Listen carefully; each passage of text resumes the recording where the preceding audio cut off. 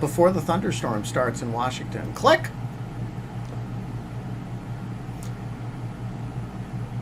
And we're live. It is Friday, August 13th, 2021, 5:02 p.m., and I want to tell you a story from the depths of the lore of Cheese Night. It doesn't happen that often, but every now and then Cheese Night falls on Friday the 13th. And it's a spooky thing. You know, there's a lot of mythology about when that happens. A lot of it involves, inclusive legal positivism and other horrors. But the Gregorian calendar. The night is dark and full of terrors. When the inclusive legal positivists come out to play on Friday the 13th of Cheese Night, we call it Manchego Night. And we always bring our Manchego to greet them, and that's how... get our Manchego. Sorry. Yeah. And that's how we ward them off. We are not allowed to have fun anymore, but it is Cheese Night. Scott is not in Las Vegas, and Kate is in prison. is in prison. Yeah, she's in the prison yard where they don't serve Manchego. So we're going to start with a discussion of Kate's background. I'm wasting my 60 minutes of free phone time on you guys.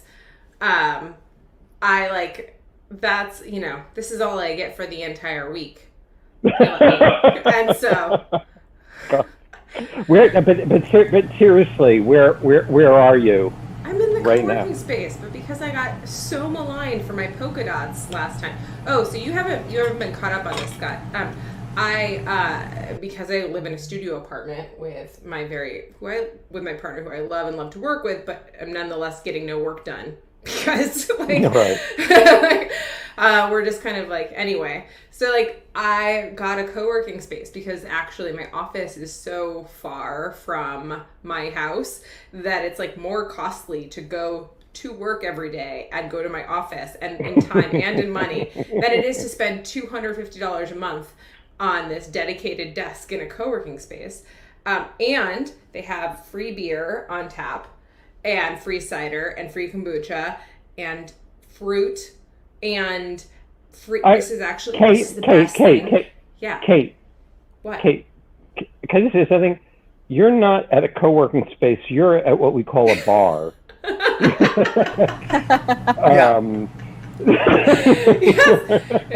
Except it's a free bar. Yeah, it's a free bar. It's even better. So there is another really important thing about today, which is not beyond that it's Manchego Night. Yeah. And Scott, I really want to dedicate this part of the introduction to you. Thank you. This is, if I'm not mistaken, the day that we were promised that Donald Trump would be back in power. Really? Yeah.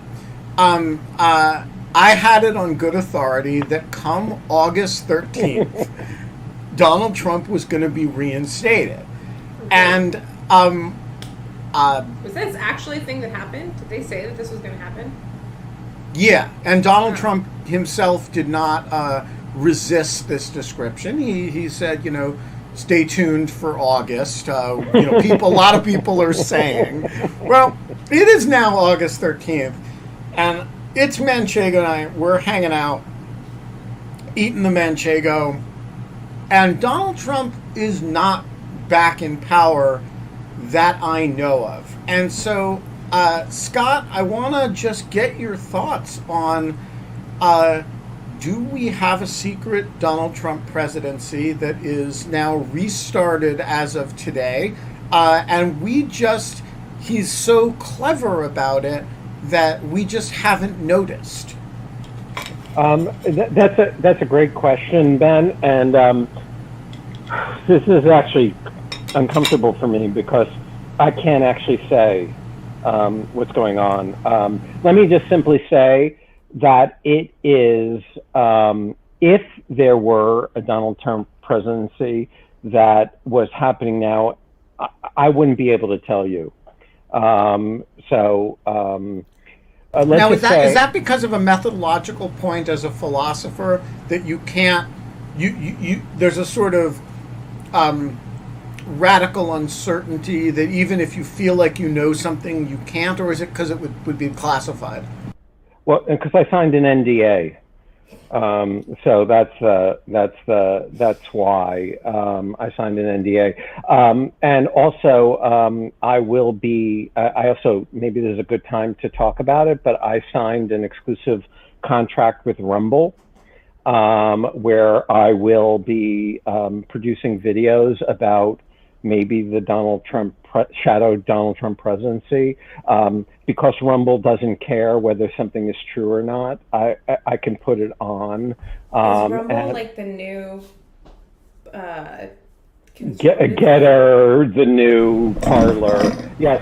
So the big news was that Glenn Greenwald was a mid-six-figure deal with Tulsi Gabbard and a bunch of other to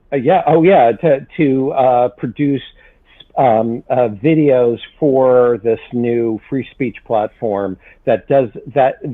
You're not allowed. You see, from a content moderation perspective, it's really interesting because they claim that they don't care about the truth, but they won't let they won't let you say racist things.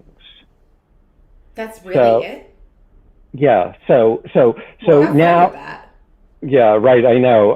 So How did I miss this? Well, because I've been reading this stupid paper about antitrust. But yeah. Right. Well, that's part of.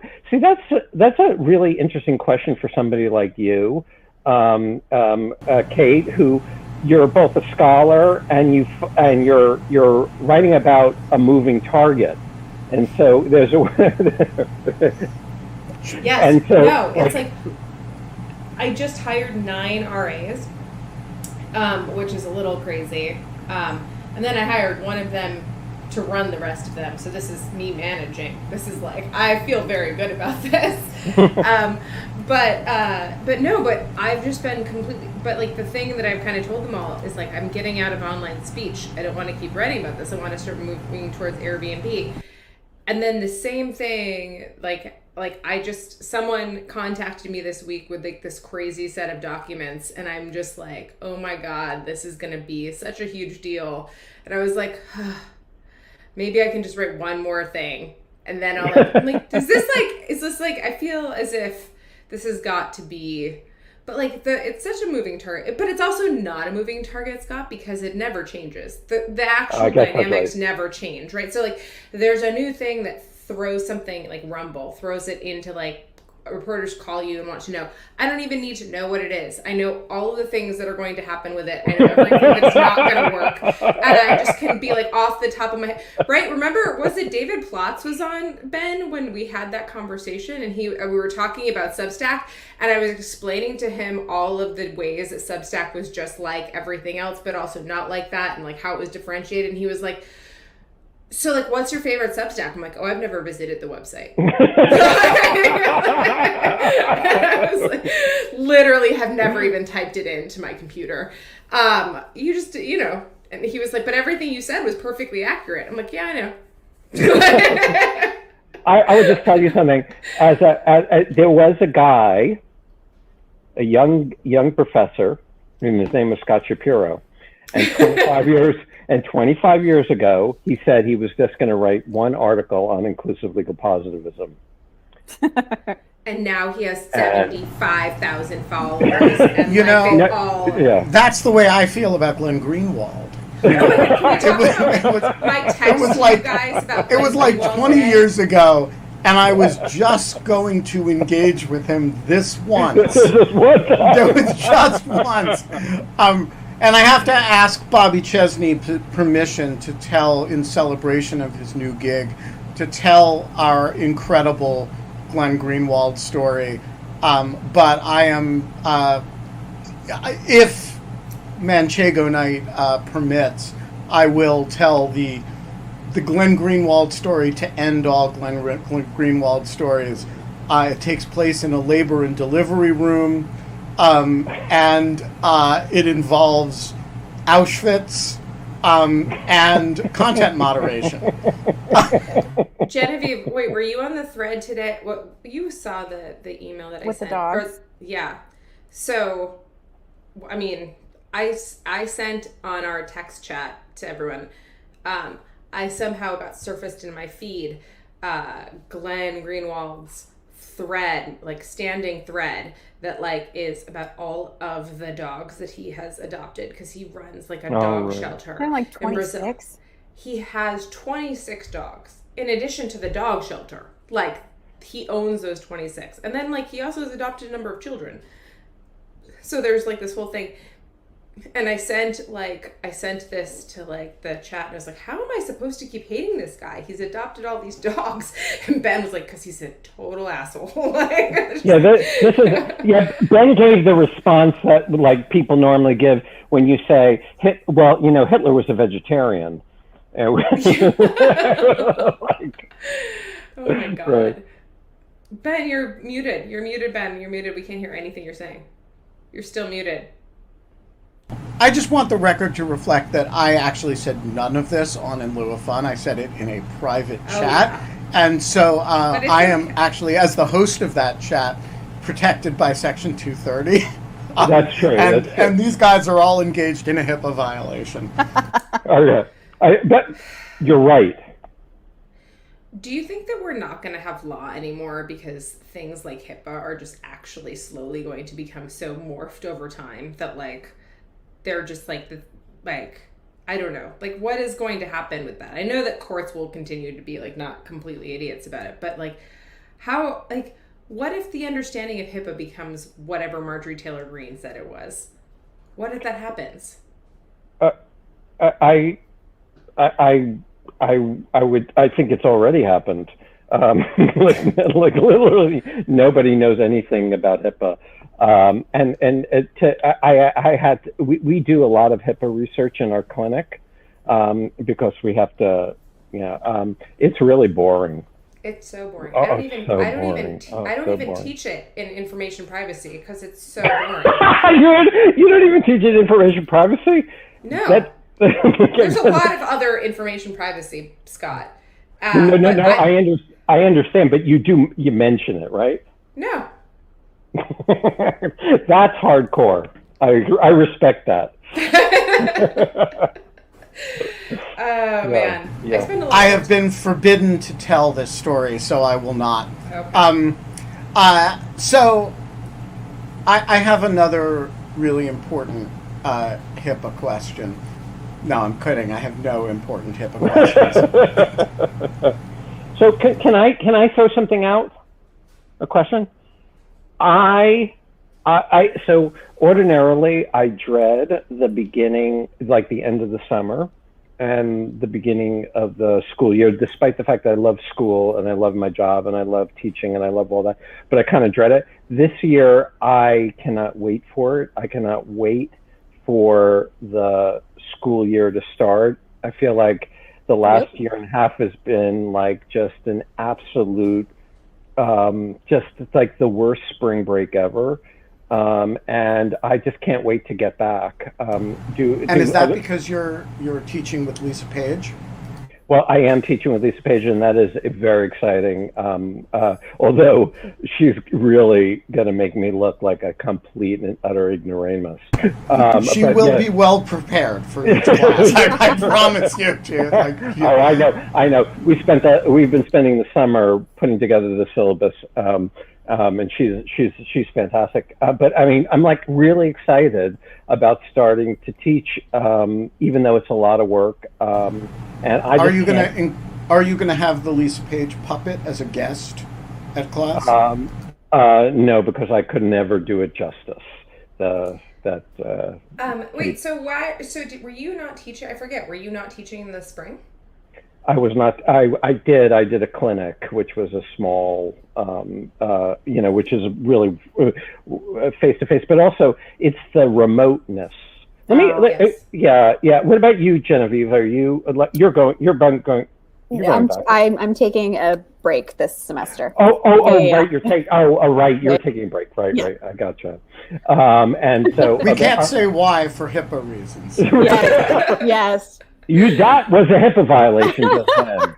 But is it the structure that's appealing to you, or just the face-to-face interaction?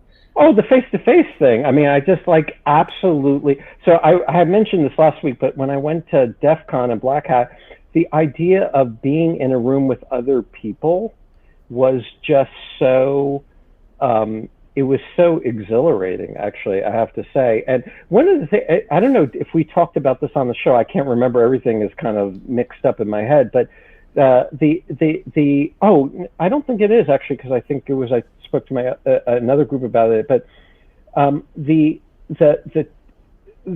trick was not, so some of the talks that were given, for example, like Matt Tate's talk was over video, but it was videoed into a room of live people, and it felt like a live talk, because you were experiencing with live people. And I've spoken to other people about this, and what they'll do is if there's a Zoom talk, they'll get together with a bunch of people in a room and watch the Zoom talk, and it's like a regular talk. And I was just absolutely amazed on how exhilarated and refreshed I felt after a day of in-person being with other people listening to talks. Whereas if it was Zoom, I would just have to take a nap after noon. Can I ask a quick question? And I know these are like very binary definitions and no one's really one or the other, but would you consider yourself like an introvert or an extrovert? Oh, that's such a good question. I think I am an introvert, except when I'm put in forced into a crowd, in which I'm an extrovert.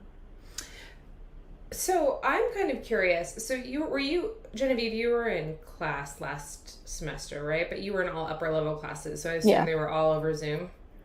Yes, all of mine were online. Yeah.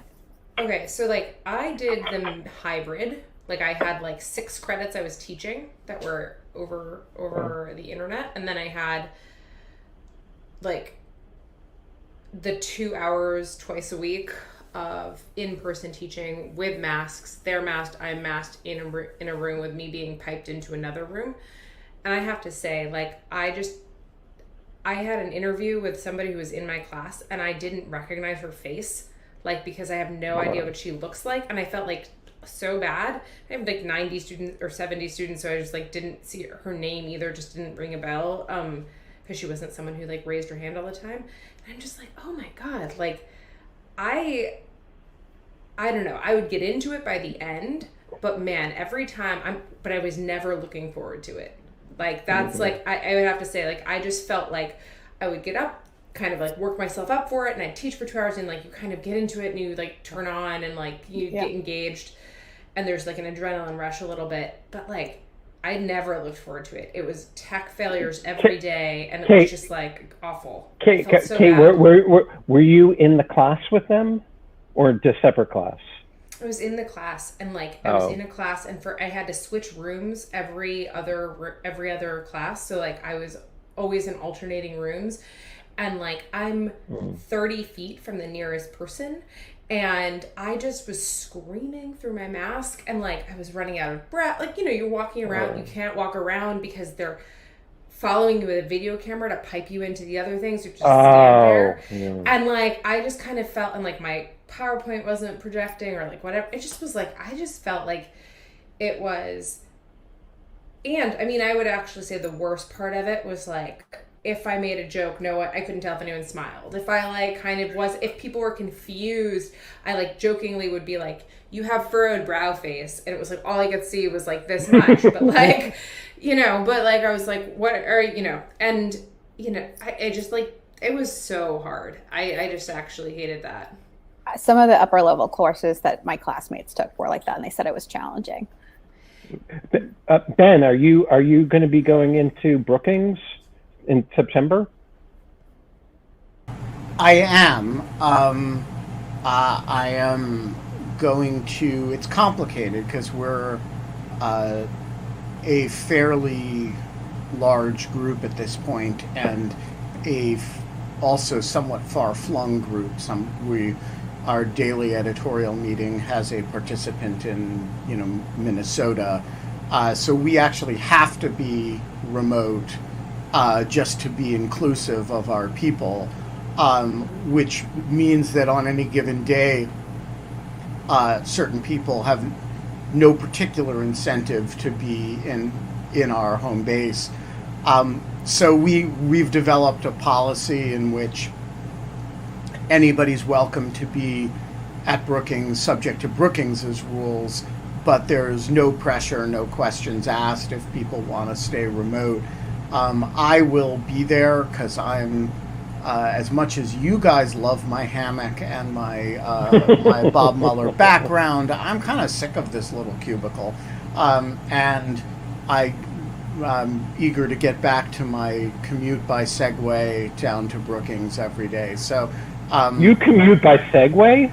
I am. I'm the only DC. This was one of the things that Ben and I bonded over. Yeah. Oh my God! You're Job. Job? From Arrested Development?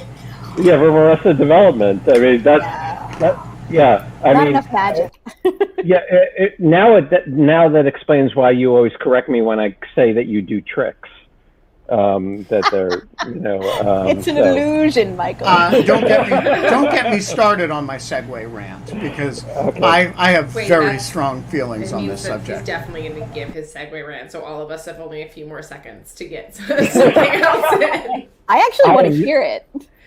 I've never used a Segway before. Trust and me, I you would love don't to. want to hear it, Genevieve. I've never used one either. He gets stuff thrown at him and yelled at him for riding a Segway around, and it's like really Why? jarring. Interestingly, not anymore. I think They're like gotten to be a big normal. Washington has gotten used to my Segway, and also it seems much less eccentric now that the rest of the world has discovered scooters. Yeah, that's what I have. Yeah. I got mine like that's what Ben and I bonded over. Was like, I brought my scooter. Like I have, as mentioned, a terrible commute to St. John's, and the closest I can get to St. John's on public transportation is about 1.8 miles away from the actual campus, which means that like I either have to just take an Uber or a cab for like the last part of it, which is like $30, or I have to walk or like do whatever, and so run. And so I got a little electric scooter, and this was 3 years ago before Lime and like all of these things were super big or had come to New York.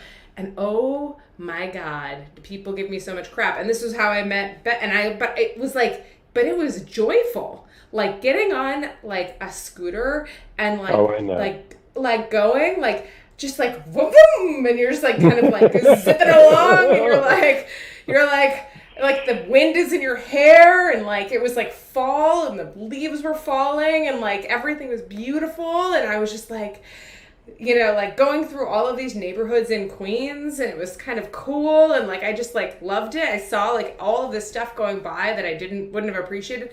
And Ben was like, yeah, people throw their cans at me out the window in DC. That's horrible. I'm like, It stopped though. Like it used to be that like so I think the fact that the Segway is unambiguously safer, more robust, and less annoying to other people than the proliferating scooters has actually caused people to stop bugging me about the Segway. Now it's like nobody minds anymore, but it used to be people really minded the Segway, and I have a trans kid, and everybody was surprised in the way that Kate was about this, that people would lean out of their cars and shout obscenities at me.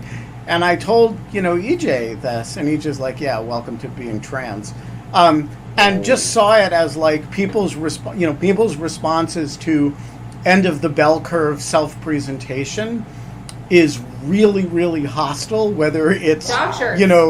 Your dog shirt. Actually, people love the dog shirt. Actually, What are you talking But- about? We people threw eggs at us. Remember, guys? But like whether people really don't like your people feel strongly about your transportation choices. And your trans choices. Yeah, exactly. Wait. What is? May I ask? What do they say? Like, hey, Segway man, are you going from conversation to conversation? I mean, what can they say? It's more like, hey, motherfucker, stop! Or, what the fuck are you doing, motherfucker? That sort of highbrow critique. Do you say calmly in response as you just key their car as you go by? Do you just say I'm riding my Segway? I'm actually usually so flustered by it because when somebody shouts at you like that, you usually think you're doing something wrong, and you're like, oh my god, what's going on? But the other thing about a Segway is the same thing that infuriates certain adults, universally male between the ages of 17 and 30. Small children think you're a god. That is a trade I will take any day of the week. And I've had lovely experiences with, 4-year-olds on the Segways, and you go in little circles around them, and because the Segway's infinitely maneuverable, and this is in a way that's not true of a scooter or something. I mean, they're really minutely precise in your ability to steer them, and so you can go in a tight circle around a small child, and that's really exciting if you're 4. And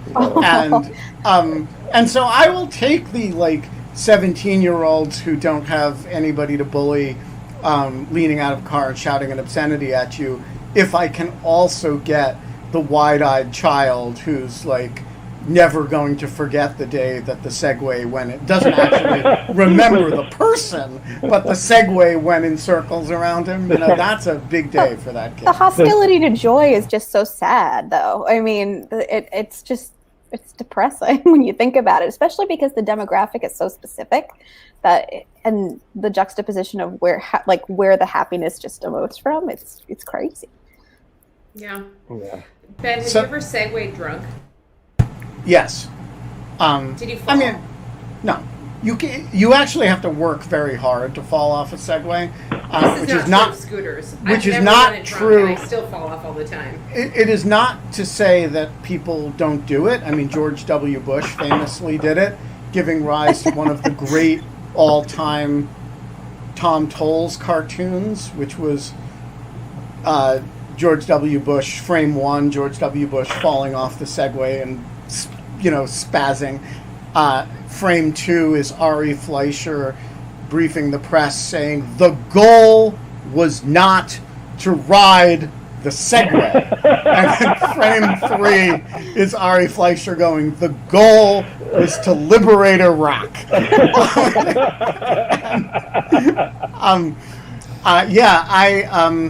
The Segway, so look, since I told you not to get me started on my Segway rant, I started riding a Segway for purely rational reasons. Keep in mind that these scooter things didn't exist yet, much less had proliferated all over the place. The electric bicycle really wasn't around yet. It wasn't a thing, right? And so I wanted a way to get, and the red line from my house to Brookings was at the low ebb. It was Jackson's. It was at the lowest ebb of its power. You would fail you on a pretty regular basis. And if you drive from my house to Brookings, it can take anywhere from 15 minutes to, an hour, depending on traffic on Mass Ave. And by the way, if the vice president is going to be moved, which, the vice president's compound is halfway between my house and Brookings, and, if they move the vice president, they seal off Mass Ave, and that happens at an unexpected moment. So you can really get stuck. So I needed a means of getting from my house to Brookings that, and also it is routinely, 95 to 100 degrees in Washington in the summer, and it's, gets really hot and sticky here. So I needed a way to get from my house to Brookings that was pleasurable, that took a consistent amount of time, that did not depend on either the Red Line or traffic on Mass Ave, that was safe. I could ride a bicycle, but riding a bicycle actually isn't all that safe in the district. It's safer now than when I did this, but there were no bike lanes then. And by the way, that I didn't arrive drenched in sweat. And I do sweat profusely. I could think of exactly one transportation device that would serve that purpose, and it was the Segway. And by the way, it has no emissions. And so I bought a Segway, a used Segway from one of the Segway tour companies. And I have been commuting on it for, it's got to be 5, 6, 7 years now. Wow. And people think it is this highly eccentric thing, but it was for perfectly good reasons that were not like the joy of riding around on a Segway.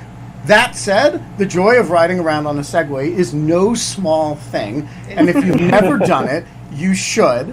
And sometimes I take the Segway out for a spin in like a 1920s kind of, oh, let's go for a drive sort of way. And I love the Segway. That's awesome. And so I am devastated that the Segway company has ceased production, because eventually my Segway is going to die. It has gone many thousands of miles, almost all getting me to and from Brookings. And by the way, it was a lifesaver during COVID, because while I was not going to Brookings, my older kid, the trans kid, needed a way to get from his apartment to our house, where he was spending most of the day, most days. And that was a 3-mile trek that he did every day by Segway. Yeah. And so, wow. This is, I would replace it with another Segway. Segways are really expensive. They run $4,000 to $5,000. I would spend that money gleefully in a heartbeat again, but they have ceased production of this, and I'm not sure. Eventually it'll die, and I guess I'll buy an electric bike at that point. But I think, people think it is a pure, like a strange eccentricity, but then they get on these very dangerous scooters, and which they ride without helmets, which are actually pretty dangerous. I've fallen off mine like 3 times. And how many stitches have you gotten as a result of your scooter? None yet. It's Yeah. all just from chopping cheese. Yeah, right. If she drives it in the kitchen, watch out. I think it's super fascinating. What do they call? I mean, they're calling it micro transportation, and I think that it is so interesting. It's also just so interesting to me because there was recently, did anyone see the New York Times article about the people who have not returned to New York and miss New York, and every time they see a movie or read something about New York, they like miss it and like kind of have like FOMO. There was this great kind of article about this, and like they were like, yeah, I have a house now, and my kids have a backyard to play in, and there's all this stuff. But oh my God, I can't get Chinese food. And I moved to this place in Cincinnati. And this is actually the biggest thing for me. It's like, I moved to a place in Cincinnati that I wanted to be walkable. And it was technically walkable. I was 1.5 miles from like where I wanted to like go. But it turns out that it was through like medical facility, like setbacks and all of this kind of like crazy, like, over train tracks and like kind of like this underneath underpasses. And I actually hate that about like that was my life growing up in the suburbs. Both of you grew up in cities. Scott and like Ben, you're shaking your head like but you were you were in New Jersey. That's right. Yeah, I grew up in Patterson, New Jersey, which was like the worst place to grow. I mean, I wouldn't say it's the worst, but I mean there are worse places to grow up. But it was awful. I hated it. Darfur. No, not Darfur. It was not Darfur. I mean, for like for the first world, it was a awful Yes, place I to grow up. understand. And the thing is that like when I moved, so here the crazy thing is I lived 20 minutes away from New York, and I had been to Manhattan twice in my life. And because the whole theory of my family is that New York is where we left, and nobody would ever voluntarily go back there. And so I applied to three colleges when I was in high school. I applied to Columbia, University of Pennsylvania, and Rutgers. Those were the three places I applied to. I don't know why I applied to them. And you went to Harvard. No, I didn't go. I've never gotten into Harvard. I got into Columbia, and I decided to go to Columbia, and I didn't even visit Columbia before I decided to go there. And I went to Columbia, and my first day there, my parents dropped me off and all this stuff like that. And then I walked down to Broadway, and I was like, holy shit, there's a world. Like, it was like the most incredible experience of my life. I was like, oh my God, you can do shit. There are things to do besides going to the Paramus Mall. And that was like, and so I could never, I had exactly the opposite experience. So I grew up going to elementary school in that neighborhood where I once found a dead body on the way to school. And I hated it very deeply. And I did not learn to appreciate it until my parents moved to suburban Maryland when I was 13. And there were all these kids I was around, and none of them knew how to do anything. Like, they couldn't go anywhere by themselves, and their parents wouldn't let them, even if they knew how to. And they'd never found a dead body on the way to school because they'd never gone to school by any means other than being driven there or by means of getting a school bus. I was really struck by how not capable they were. And it wasn't like that I was unusual. It was just that I was a New York kid or an urban kid, and we knew how to do things. And the suburban kids, like from 13 to 16, really didn't know how to do anything. And everything hinged on your ability to drive. What about Genevieve? I'm sorry. Genevieve. Sorry. Did you? I knew you grew up in. Was it Long Island? Yeah. Right. But I identify so much with the family thing because my grandfather was from Greenpoint, my grandmother was from Chelsea, and when all their grandchildren started moving back into the city, me and my cousins, because there's like a bunch of us, they could not understand it. They're like, why? Like, we left. But no, the dichotomy though between suburban kids and city kids is huge, and for me it was weird because like where I grew up was like kind of not super convenient to get anywhere, but like because there were just so many of us that you were forced to be more independent than perhaps your peers were. So like when I got my first job, it was a walkable thing. I would walk to my first job and make sure like at 13 that like, okay, well, there's no one to drive me, gotta go, like, see you guys. But it's just, that was just a product of having just so many siblings, and like that would be completely unfair to be like, hey mom, so you can drop everything and take me to this job. My parents, I will say that the only thing that left over from the biggest thing left over from my growing up in the suburbs, and like you said, the mall in Erasmus, like that like kind of like resonates for me. Like Eastview Mall was my mall, and I still like I have a little go bag of like, I don't know, it's like Band-Aids and Tylenol and like a tampon and like whatever else, like I move from purse to purse, but I always carry like a quarter in it, like just in case I have to use the payphone to call my mom to pick me up from the mall. Because that's literally what would happen. My mom would give me a quarter and be like, call me when you want to get picked up. And I would have to like find a payphone and like call. Anyways, I don't even think that you can, I don't know, whatever. But like, that's just like this residue of like. The cell phone thing changed everything too. Yeah. Like, because that wasn't a thing at all until I think I was in like high school. And so then just as like you watch people and they get younger and younger, they're getting cell phones earlier and earlier, and it completely changes the dynamic too. What age did you guys let your kids get cell phones?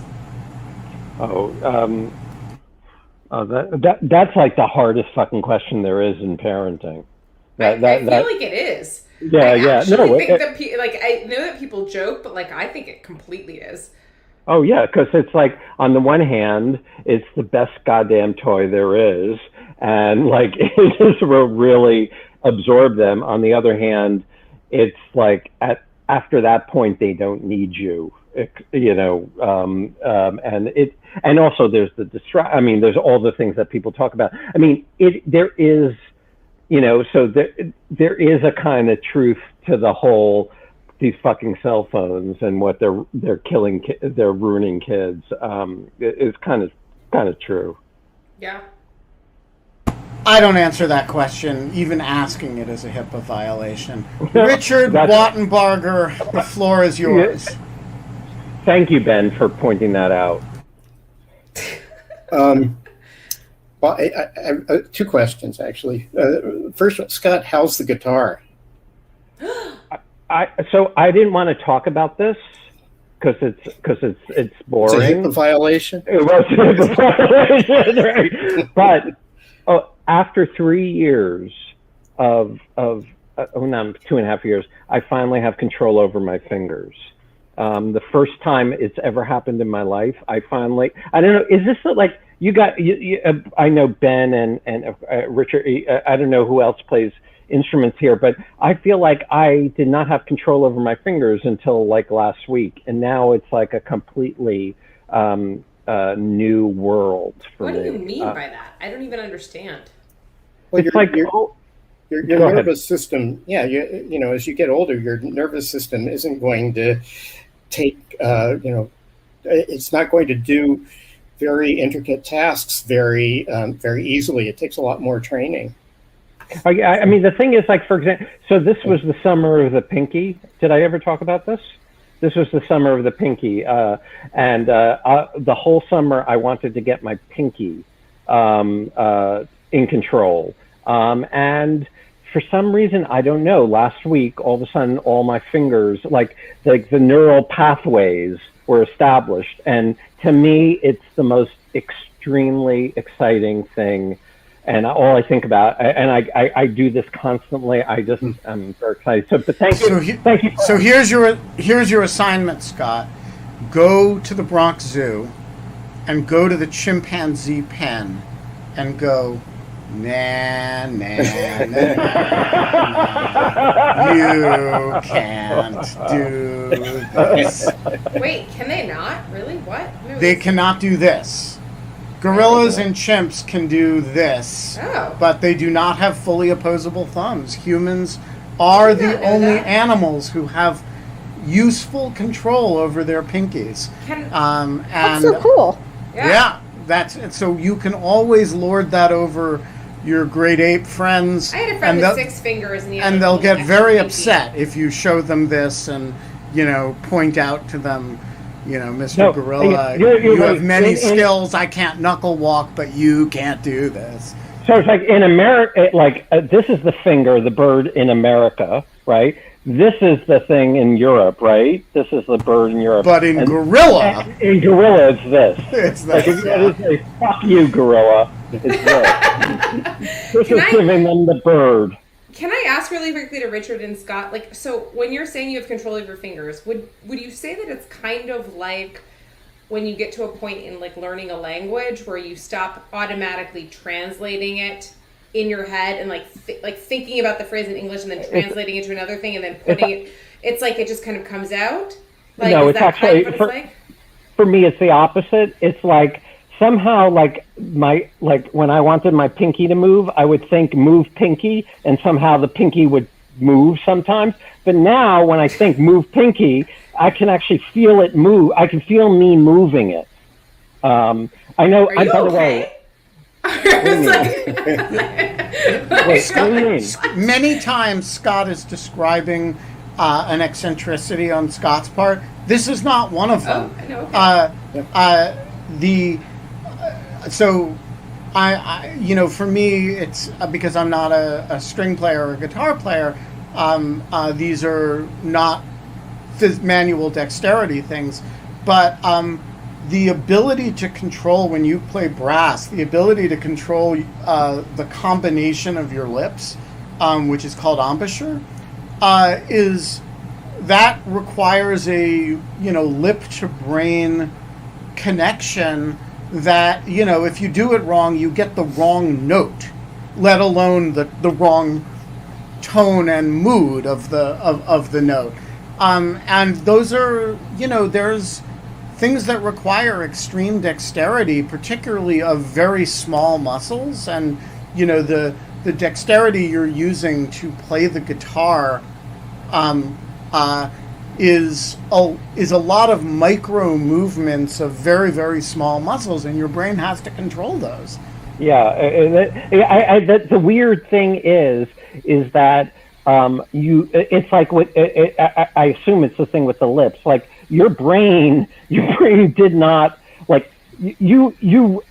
I have not needed to control my pinky carefully up until now, and so the fact that all of a sudden I can think about my pinky and move it it's very exciting. And I realize how boring this sounds to everyone else, but it's truly exciting to me. Actually, the pinky thing is actually pretty important because it's really one of the hardest fingers to get. It's the hardest one to get control of. Yeah. Richard, that was probably more of an answer than you were expecting to your guitar question, but what an answer! Yeah, just be polite, Scott, next time and say it's going well, thank you.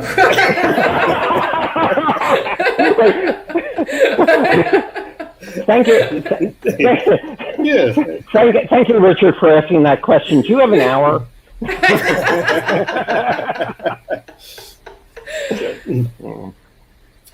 Anyway. What's your second question? The second question. Okay, so the serious question. I've watched. I've been noticing, like on TV and other places, all these stories that come up about these people, these anti-vaxxers who contract COVID. They're mortally ill, and they say they still don't have any regrets about not taking the vaccine, and they wouldn't take it if they had to do it over again. And so I see these stories out there. And I've seen a number of them, and I this is the sort of thing that's like anecdote, not data, but it does really magnify that sort of thing in people's minds, and so what I'm curious about is why don't major journalistic organizations actually bring up data, bring in more data journalism to contextualize these kind of things? Is it, it doesn't sell or what? What do you mean? Like the question of like whether or not bringing, I don't understand, these stories of why they're not doing more with those stories? Here's another example. It's like the case where you have people who are in a city and they're all afraid of crime. They hear all these stories about crime out there, and yet we have the data out there that says, well, in fact, crime has gone down quite a bit since the 1990s. Yet these stories get, they get reported without these larger contexts that would make sense of them. And I'm wondering why, what's going on there? To that kind of to the crime point, I think that one of the things that has happened in not just the COVID stuff, but in general, and the crime thing, one of the things that's happened in particular with social media is because there is an amplification process for a story that gets a lot of attention that can be kind of disambiguated from needing a reporter to pick it up or a reporter to do hard work on it or kind of flesh it out as more than just an anecdotal story. That anecdotal stories surface more for us, and I think that then they take up kind of more time and attention in our minds. And I think right now it's really hard to get concrete data on what's happening with people with COVID as journalists. I don't even think like necessarily the CDC has it. And I think that the CDC is making some, to be frank, some very like kind of like interesting choices or like kind of like controlled choices in the types of data that they release, because they don't want it to have kind of certain types of effects on decision-making effects on how people are deciding to get vaccinated or not get vaccinated or whatever else. But like when I see any of those, I don't know, you guys can all speak for this too, but like when I see any of those anecdotal stories, I really try to tell myself that it's just anecdotal and not pay any attention to it. Like, and that's like, I think the best you can do as a consumer of news right now with all of this stuff. Yeah, just a couple small thoughts on this. First of all, this is a question I think uniquely badly suited to data journalism. We know quite a lot about public opinion and COVID, so that aspect of data journalism is being pretty well covered. And the question of how representative it is to be in an ICU choking to death and think that your decision not to take the vaccine was a rational one that you would redo, sort of proud to die on the side of the virus. I don't think that's like, we're not going to get access to the ICUs to go around and interview people like that, nor frankly would they would be especially reliable narrators, since I think probably a lot of them are telling themselves a story that may not reflect what they would do if they could rewind the tape.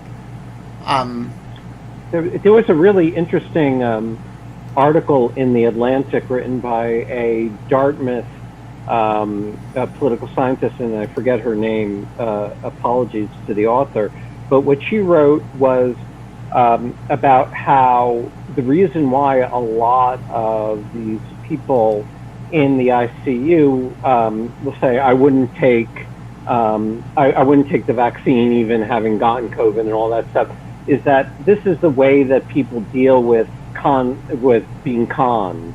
Like, you don't want to admit that you are a mark.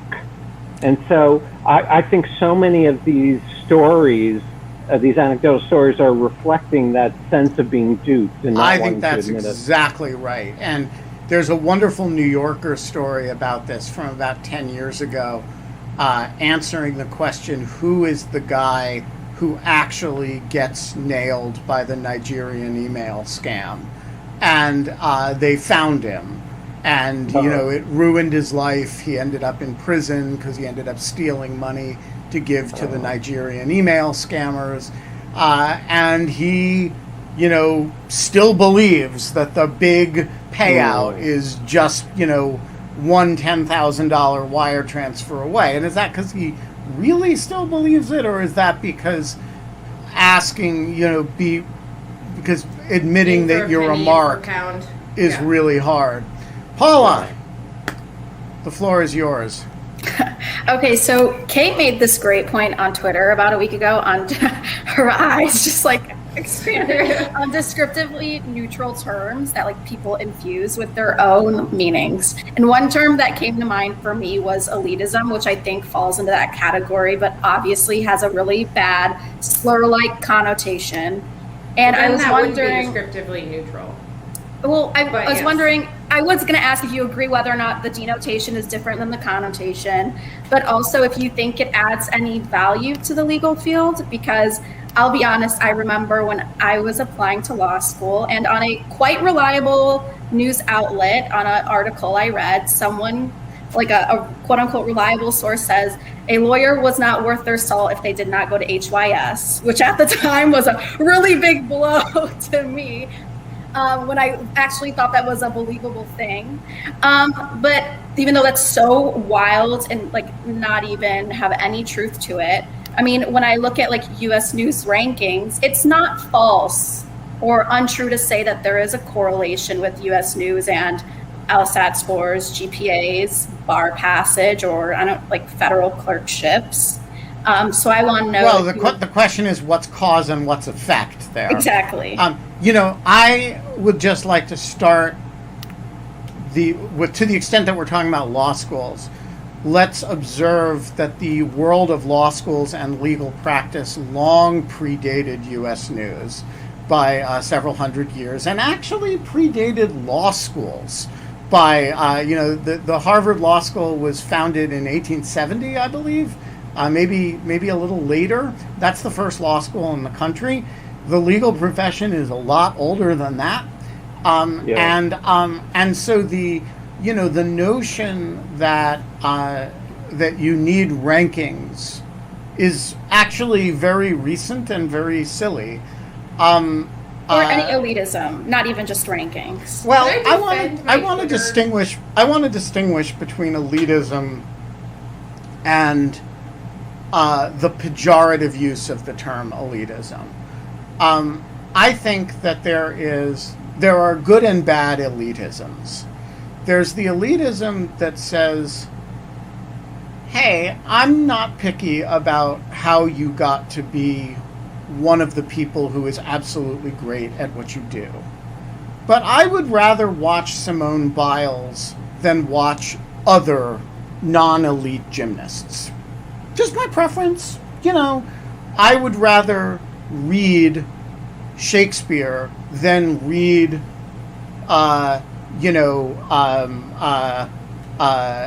any of his contemporaries who are less good. Now that is elitism in the sense that you're saying, I want to expose myself to the best the world has to offer, and to the extent that I want to engage with people who are really, really good at what they do, who are really interesting at what they do.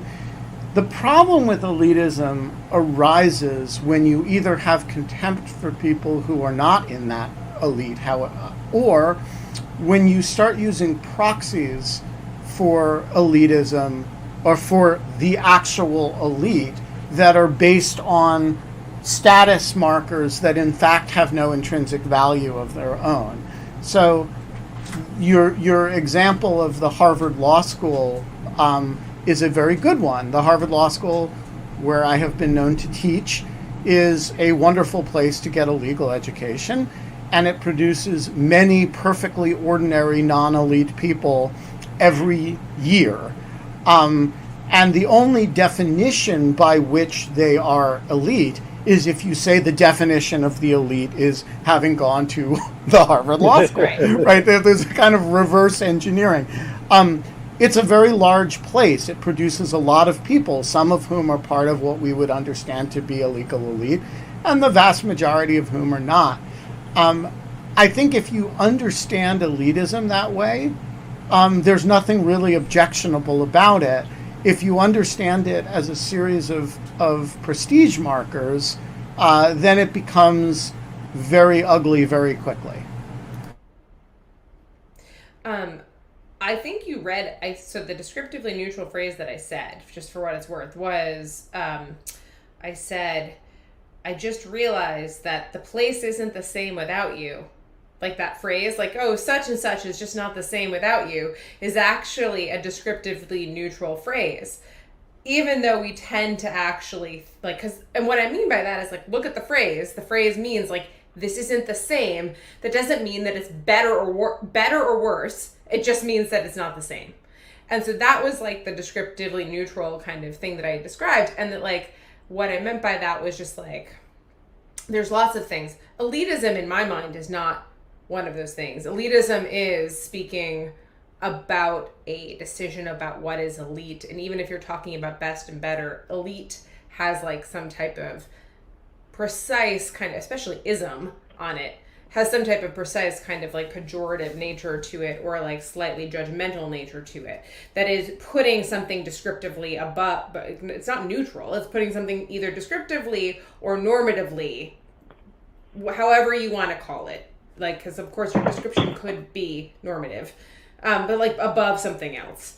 And so to your point though, I think it's a broader point, Paula, which is just that, man, don't fucking read the trolls. Stop reading don't be, I don't know where you're reading this stuff, but What, like, in Yeah. what universe would you think that Harvard? Yeah, I didn't go to Harvard, Yale, or Stanford. Like, not for law school, and like a ton of people. I mean, like, there's just like these things are not.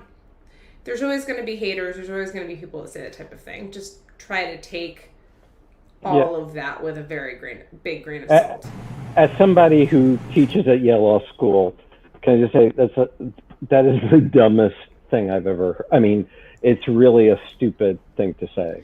Yeah, and not that they said Harvard as opposed to Yale. I just mean that, like, the proof is in the pudding. Like, how good you are as a lawyer has very little to do with where you went to school. I think we could. Go ahead, Ben. We've got Matteo, who's got a couple questions, and then we've got a question, a really important question to close with, from the Reverend Dr. Hillary Livingston, who I have failed to bring on screen through the grouchiness of Crowdcast. So Matteo, pose your questions. We will go through them, and then I will read Hillary's very important question. Great. Thanks, Ben. So my first question is just for whoever wants to take it. I'm curious to hear a story about the smartest person you've ever met. Here, and then just hang on for the one later. Yeah. Scott, you're shaking your head in wonder, which means you should probably go first on this. I just hate people talking about me. So, Kate.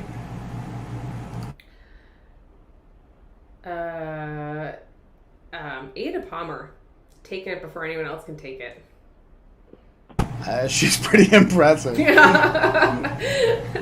Genevieve? I don't know who's the smartest person I've ever met. And I know that sounds... many different types of smart. Exactly, because like there's like an emotional intelligence, like an actual just like intelligence.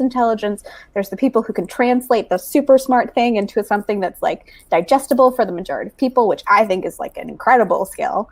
And so I don't know. I'm going to think about this, and maybe on the next cheese night I'll have a story. So I have an answer to this that is about somebody who did not impress me at all, and who when I found out what she was capable of, I learned to stop thinking I could figure out who was smart and interesting and who wasn't. So when I was in college, I was asked on a date by a young woman with bright purple hair, who seemed very nice, and she seemed interested in some stuff I had said in a class, and so we went out and had an extremely awkward single date in which we had absolutely nothing to talk about, and it was really awkward, and I was very, very unimpressed with her. And a number of years later, when her hair was no longer purple, Mila Goldberg published a very celebrated novel called Bee Season, which got all kinds of wonderful reviews, and I read it because I was like, wow, how could she have written something that she didn't seem very impressive, and so I read it, and it's actually quite a wonderful novel. And I thought, this whole thing of thinking you've got somebody pegged by having a conversation with them and saying, oh, this person's smart and this person's not smart or not interesting, totally overrated. And if you had asked me after our date whether Mila Goldberg was going to write Bee Season, I would have giggled or something. And the joke was on me because she's actually a super impressive human being who's done a bunch of interesting stuff. And I don't know her at all because we've never been in touch, because I thought she was really unimpressive when we met at Oberlin. And so I want to urge you, Matteo, to ask the inverse of your question. Not like who's blowing my socks off and who am I really impressed by, but who's the still waters run deep person who you're not noticing, who's not like blowing you away as the most impressive person in the room, who's actually going to do something super interesting. They just haven't shown those particular cards yet. And Mila Goldberg, if you ever stumble upon In Lieu of Fun and happen to hear this, I thought Beast Season was a great book, and I apologize for thinking you were ordinary and uninteresting when we met when we were like 19. Mateo, sorry, go ahead. No. You just also have to be careful of the people that like have the reputation of being really smart, because they can also be really disappointing. Yeah, it's so true. Oh, that's almost always true. Saul Levmore, who was the dean at University of Chicago Law School, he had a whole theory. He had a whole talk about why is it that every time you go to a talk to hear somebody who you love their work and think they're so smart, why they always disappoint you. And the answer he came up with, one of the reasons is because you read their best work, but what you hear is their average work. So that happens. That's a good mucho wisdom there. Yeah. All right, Mateo, your other question. All right, my other question, and in many ways the more important one, is what's happening 8 episodes from now on I Love 500? Oh, yeah. It's deserving of a lot of stuff. That's a great question. We have to figure that out. I know. Can we just? I think it's going to be cheese night, obviously. But I think we're going to have we're going to have to figure it all out because it's. Could we talk about this just very quickly, just to say, can we get, and I'll help, obviously, because this will be big, but could we get as many people as who've been a guest to come on, just say hi? Or would that be logistically we did that, impossible? I think, with the 100th episode. And one year we tried to do it. Yeah, and it's hard because a lot of the people lets you have 6 people on at a time. Right. But we can definitely we could do like, I don't know, we could do something. We haven't figured it out yet, Mateo. Okay, we got to answer Hillary Livingston's question because it's an important one. Is skyr cheese or yogurt? Please discuss. Yogurt. KK? Yes, it's yogurt. There's a difference between yogurt and yogurt is not a type of cheese. Scott? I mean, yes, obviously. Not what Kate said and what Genevieve said. It's yogurt, and also yogurt is not a type of cheese because it's fucking called cheese nut, not yogurt night. Oh my God, yes. That is the best answer. I also want to add that I did something with skyr the other day that I was really, really proud of, which was I took some raspberry skyr and poured it into my ice cream batter that I was making to pour into my ice cream mixer, and I now have half blackberry ice cream from the blackberries that grow at the cabin and half frozen skyr. That sounds delicious, actually. It is fucking great. I'm so jealous. And so it might not be cheese, it might not be yogurt night, but skyr tonight has a special place in my heart. Sounds great. I think we're going to leave it there. Kate is going to be released from prison on Sunday, and we will be back on Monday. I don't think have we planned the show at all for next week? Can I say something before we just planning the show? We should get somebody on Afghanistan because that's we should. Yeah, that's like I would love to have somebody on Afghanistan. All right, tomorrow, next week, we will have somebody on Afghanistan, and that's probably all we're going to know. That'll be 70 hours and 50 minutes from now.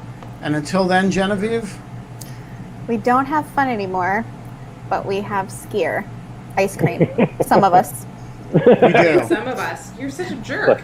I mean, I'll make you some, but I can't. Okay. Like, if I mail it to you, it's gonna be mush by the time it gets there. No, thank you. Bye, guys. And also, Bye.